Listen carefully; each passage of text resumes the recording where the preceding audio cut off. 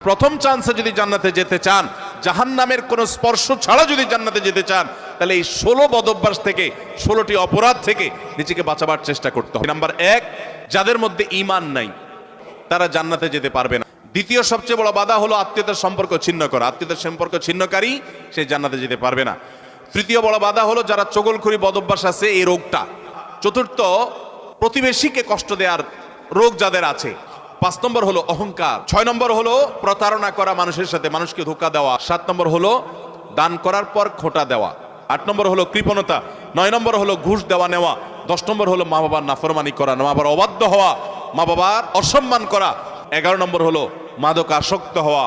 12 নম্বর হলো হারাম উপার্জন দ্বারা, হারাম খাদ্য দ্বারা, পানীয় দ্বারা শরীর গঠন করার। আর 13 নম্বর হলো রূঢ় স্বভাবের হওয়া। 14 নম্বর হলো গণক হওয়া। 15 নম্বর হলো ব্ল্যাক ম্যাজিক করা, ব্ল্যাক ম্যাজিশিয়ান। আর 16 নম্বর হলো